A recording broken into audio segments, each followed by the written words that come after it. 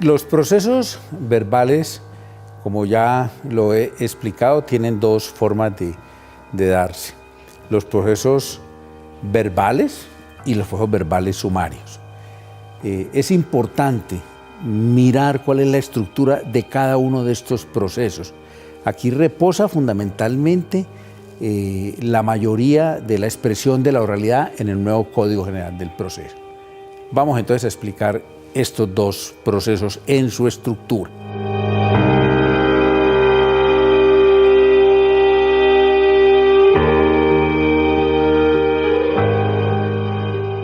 En primer lugar, el proceso verbal.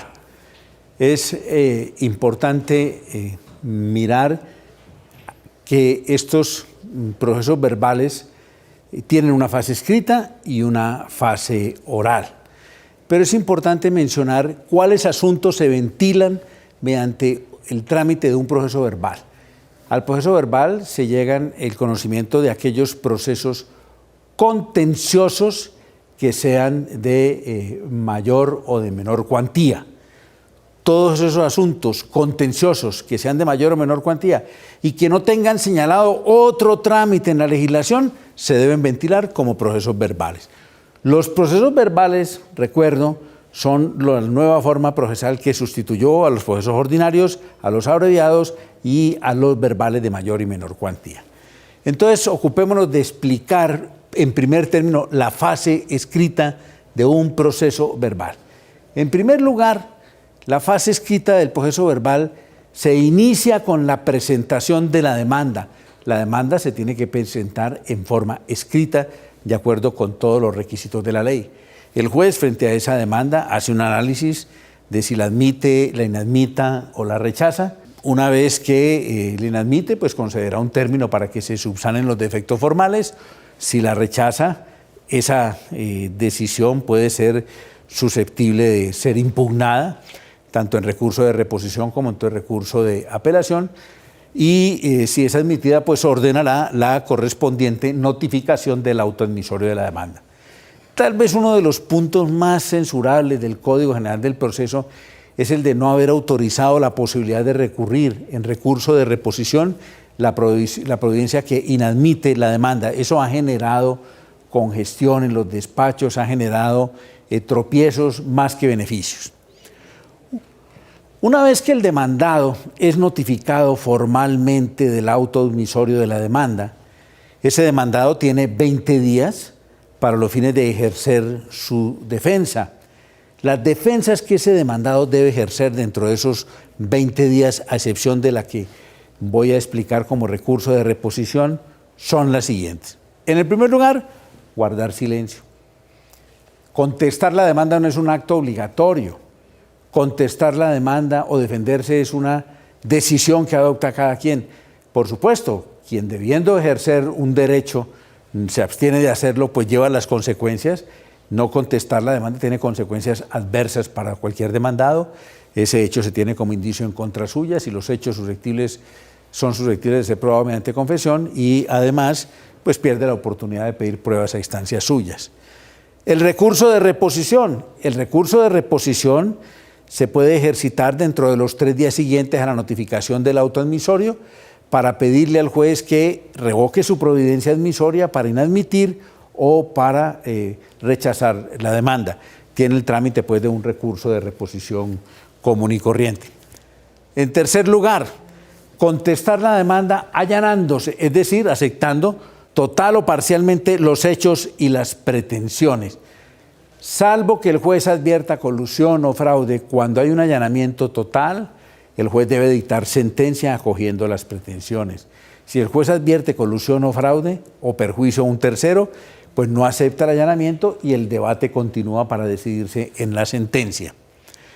La contestación de la demanda formulando excepciones de mérito. En este evento el demandado no solamente contesta la demanda, sino que plantea hechos nuevos que pretenden desconocer los hechos alegados por el demandante. Esas excepciones de mérito, el demandado las propone en este escrito de contestación de la demanda. En el caso de que la excepción de mérito que quiera hacer valer sea la compensación, la nulidad relativa o la prescripción extintiva, tiene que alegarlas obligatoriamente. La otra conducta que puede es la de pedir que al proceso se vincule otra parte, en el caso del llamamiento en garantía. Antes el llamamiento en garantía era una vinculación de tercero, ahora el llamado en garantía no es un tercero, sino que es una propia parte, de manera que ese demandado que considera que tiene una relación legal o contractual con esa otra parte, puede pedirle al juez que lo llame para que si esa persona resulta condenada, entonces en ese mismo proceso se defina lo relativo al reembolso que debe hacer el llamado en garantía a quien lo llamó. Las excepciones previas, que son esas defensas de naturaleza procedimental que ejerce el demandado, se deben ejercer también mediante escrito, presentado dentro del término de los 20 días. Y la reconvención o contrademanda, pues es esa conducta con base en la cual el demandado considera que él también tiene una demanda que formular en contra de quien lo ha demandado, por eso se habla de contrademanda o de reconvención. Esta reconvención solamente se puede formular contra quien tenga la condición de demandante. Dicho de otra manera, el demandado no puede, por la vía de la reconvención, formular una demanda contra quien no haya sido su demandante. Además, pues tiene que haber que el juez sea competente para conocer del proceso, que la vía procesal sea la misma y que exista una conexidad tal entre la demanda principal y la demanda de reconvención que de haberse formulado separadamente esas dos actuaciones hubiera sido posible decretar la acumulación de esos procesos. Por supuesto, en espacio están explicadas estas conductas en el texto nuestro de procesos declarativos arbitrales y ejecutivos. Ahí pueden encontrar mayores precisiones sobre esto que les he esbozado previamente. Terminada la fase escrita de la presentación de la demanda y la contestación, o lo que se llama en derecho procesal como la fase de la litis contestatio, viene la fase oral, que es el epicentro del proceso. Una vez que ha concluido esta fase, el juez, mediante una providencia, convoca a la audiencia inicial. Esa es una audiencia en la que el juez va a adelantar unos pasos importantísimos, pero es importante tener en cuenta dos cosas estructurales. Esta fase oral se compone de dos audiencias, la audiencia inicial y la audiencia de instrucción y juzgamiento. El proceso verbal no tiene más actuaciones que estas dos audiencias, de manera que es muy importante definir qué hay dentro de cada audiencia. En esa audiencia inicial, lo primero que hace el juez al iniciarla es advertir que las partes deben haber asistido obligatoriamente, lo mismo que los apoderados. Si alguna parte se excusa previamente, el juez, si encuentra justificado, programará una nueva fecha. Si alguna de las partes no asiste y se excusa, pues esa es una situación que da lugar a que en la posterior audiencia se reciba el interrogatorio de parte de esa parte que se excusó y se le aceptó su inasistencia. Pero si ninguna de las partes asiste, entonces el legislador entiende que ante la ausencia de ambas partes lo que hay es desinterés en continuar el proceso y el juez debe declarar el terminado el proceso ante esa circunstancia, sin perjuicio de que se pueda posteriormente volver a iniciar el mismo. Entonces, en esa fase oral, estando las partes o la que haya concurrido y sus apoderados, el juez empieza por decidir excepciones previas. ¿Cuáles excepciones previas? La mayoría de las excepciones previas el juez las decide antes de que convoque a la audiencia inicial, pero cuando se trata de esas excepciones previas que requieren la práctica de pruebas, como sería, por ejemplo, la de recibir hasta 2 testimonios, esas excepciones previas no se pueden decidir antes, sino que el juez convoca a la audiencia inicial, en esa audiencia inicial practica las pruebas y toma la decisión respecto de esas excepciones previas en la respectiva audiencia. Una vez decididas las excepciones previas y si el proceso puede continuar inmediatamente, el juez entonces se ocupa del tema de la conciliación para tratar de que las partes lleguen a un acuerdo, proponiendo inclusive fórmulas que estime justas, sin que ello implique prejuzgamiento. Si no hay conciliación, el proceso sigue, porque si hubiera conciliación, el juez dicta un auto aprobando esa conciliación que tendrá efectos de cosa juzgada. El paso siguiente, cuando fracasa la conciliación, es el de adelantar el interrogatorio de las partes e inclusive el careo entre ellas. Ese interrogatorio, de acuerdo con la nueva normatividad del Código General del Proceso, lo debe adelantar el juez de manera exhaustiva, de suerte que, independientemente de si las partes pidieron o no el interrogatorio de parte, el juez practica el interrogatorio, el demandante y el demandado, de manera exhaustiva, es decir, de manera suficiente, lo cual implica que el juez debe conocer muy bien el proceso para poder adelantar un interrogatorio de manera exhaustiva. Y claro, aquí es importante hacer mención a un debate que se ha ido despejando con los días, y es al que se ha suscitado acerca de una interpretación que tienen algunos miembros de la comisión redactora del Código General del Proceso, que yo no comparto, según la cual ahora en el Código General del Proceso la parte puede pedir su propio interrogatorio. Esa es una tesis que no tiene, en mi opinión, ni pies ni cabeza. Yo la he criticado ampliamente, en mi texto pueden encontrar las razones, en una ponencia que hice para el Congreso de Derecho Procesal en septiembre del año 2017 en Cartagena.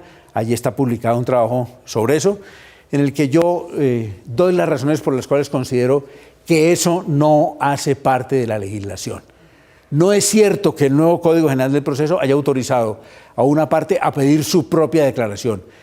Eso no es cierto. Lo que han dicho es que como se suprimió la expresión de que el interrogatorio de parte se pide por la parte contraria, los intérpretes de esta tesis sostienen entonces que eso significa que cada parte puede pedir su declaración.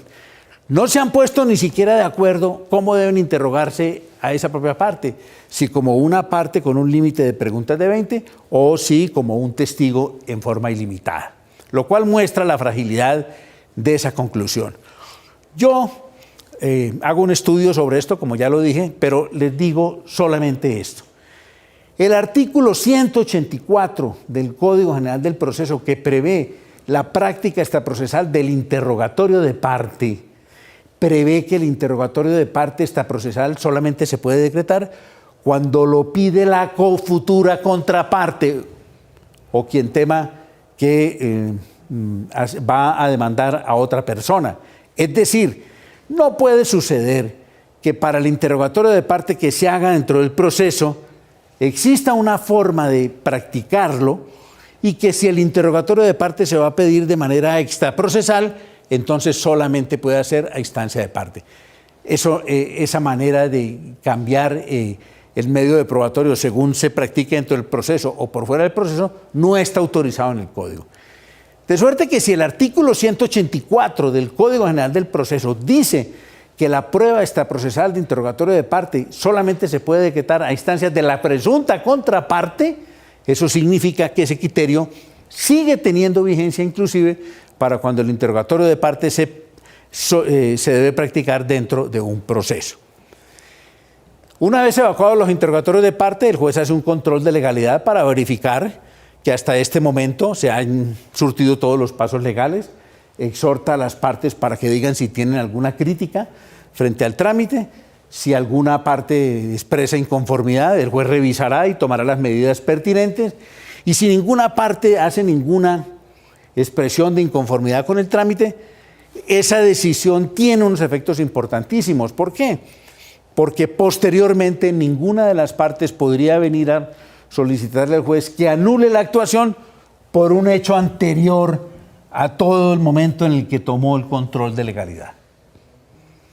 Efectuado el control de legalidad, el juez, si pudiere adoptar la sentencia allí mismo, la debería dictar. Es un evento pues poco frecuente porque aquí estamos en la audiencia inicial.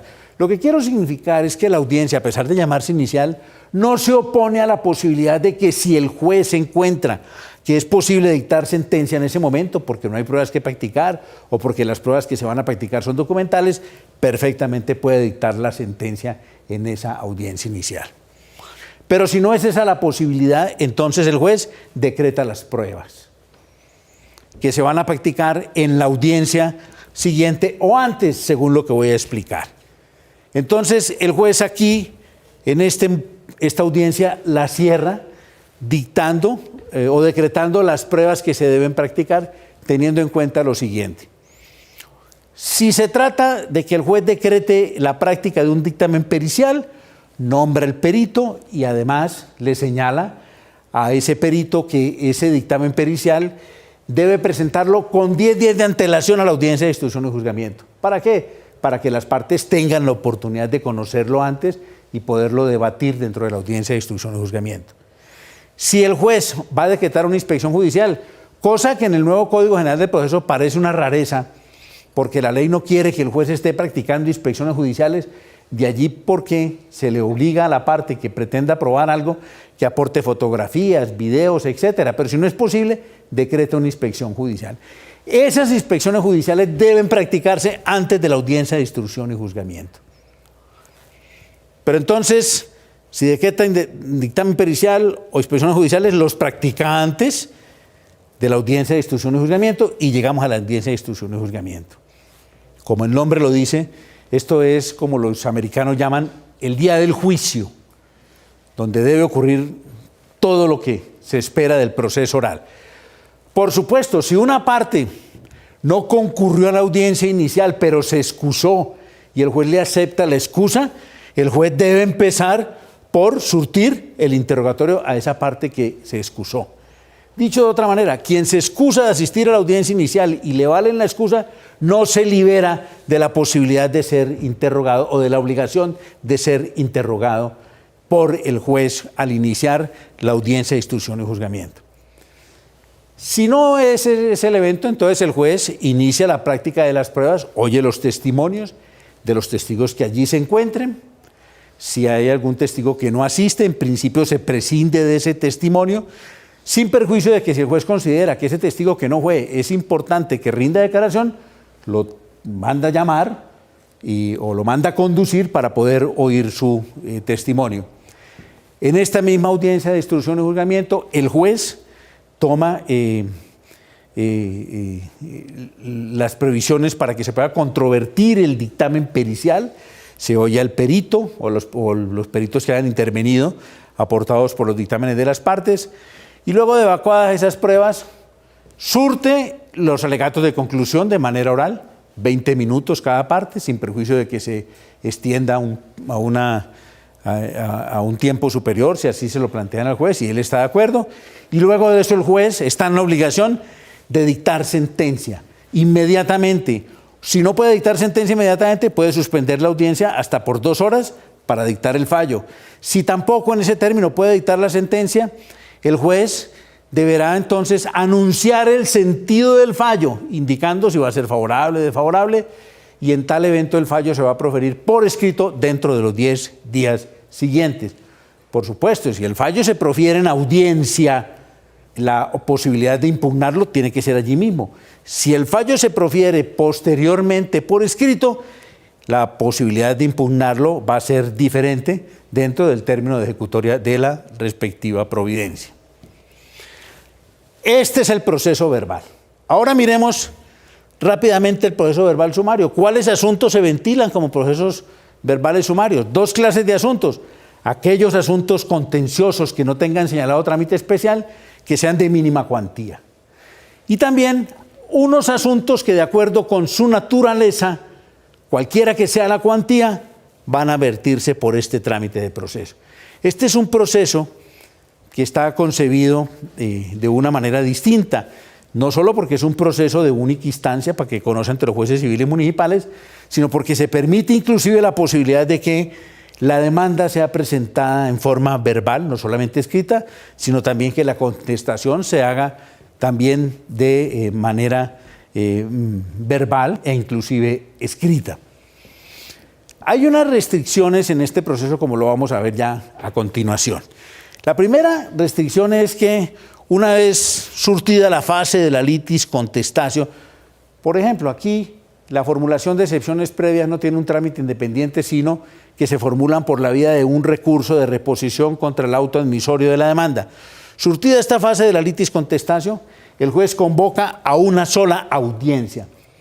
A diferencia de lo que ocurre en el proceso verbal, que hay dos audiencias, la audiencia inicial y la audiencia de instrucción y juzgamiento, en el proceso verbal sumario, como se supone que son asuntos de menor entidad económica, hay una sola audiencia. En ese proceso debe ocurrir todo lo que ha ocurrido en el otro proceso.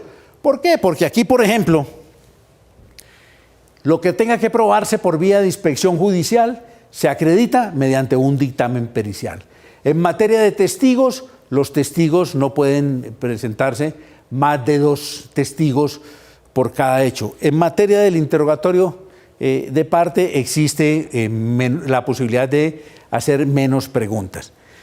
Por supuesto, si es en una única audiencia, aquí se van a surtir la contradicción del dictamen pericial, se van a oír los testigos, se van a oír el interrogatorio de parte, finalmente va a haber un traslado para alegar de conclusión y se profiere el fallo en esa audiencia o se anuncia el sentido del fallo.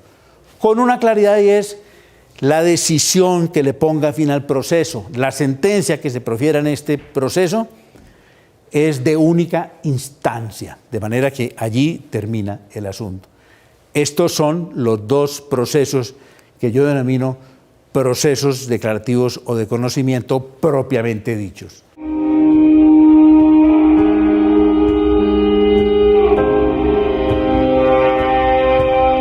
Entonces los procesos, digamos, son como el urdimbre que ayuda a tejer la sociedad y el pacto social. Sí, tanto que en comunidades que se han extraviado con el significado del proceso, cuando no hay un proceso reparador, entonces se genera la violencia.